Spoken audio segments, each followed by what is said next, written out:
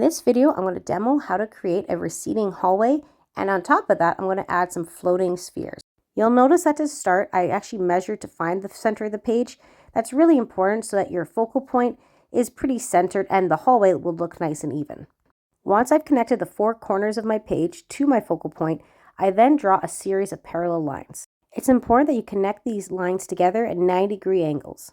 So when I was making the spheres, I actually used circle tracers and I mark on them the four corners. I then use other circles to create lines that radiate around the edge of the circle. Notice that not all my lines actually touch the point in the middle of the circle. The other ones just go around the edge. I like using circle tracers to make this 3D illusion, but you can also do this with a compass if you'd like. You're welcome to add as many spheres as you like, and you can even make them different sizes as well. So at this point, I went back and added some more lines to my hallway. I just didn't want to have to erase as many lines when I was making my spheres. Just keep in mind that you're always putting these lines towards the focal point, even though in my case, my focal point was behind that sphere. At this point, all that's left to do is color and add some shadow if you want to your sphere. Repeat that process over and over again for any spheres you have.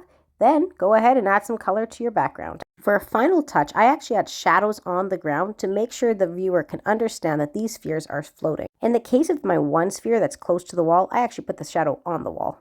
Well, I hope that tutorial helps. Go have fun creating your own.